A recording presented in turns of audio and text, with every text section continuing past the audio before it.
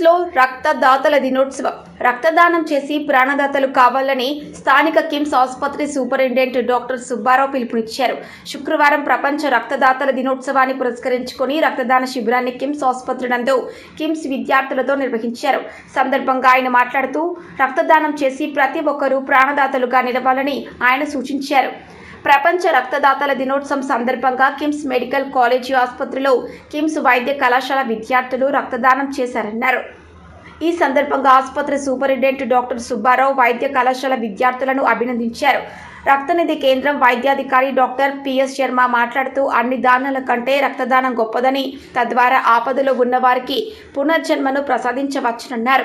బాధితులకు రక్తం ఇవ్వటం అభినందనీయమన్నారు.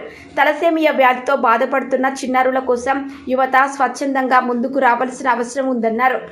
తలసేమియా జన్యుపరమైన రక్త రుగ్మత వ్యాధిని సరైన చికిత్స తీసుకోకపోతే ప్రాణాంతకరంగా మారుతుందన్నారు. జిల్లాలో తలసేమియా వ్యాధితో బాధపడుతున్నారని, వారందరికీ 20 నుంచి నెల రోజుల లోపు రక్తం అవసరమవుతుందని, వారందరి ప్రాణాలు నిలవాలంటే రక్తం ఎంతో అవసరమని తెలిపారు.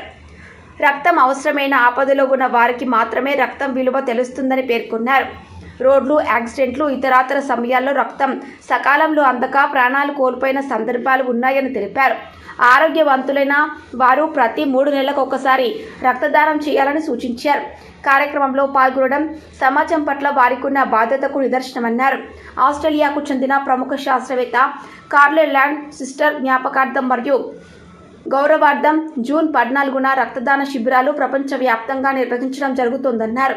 ఎక్కువ పర్యాయాలు రక్తదానం చేసిన వారిని ఈ సందర్భంగా సత్కరించుకోవడం జరుగుతోందన్నారు.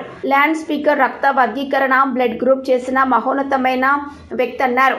ఆయన పుట్టినరోజైన జూన్ 14న రక్తదాన కార్యక్రమాలు చేపడుతున్నట్లు తెలిపారు.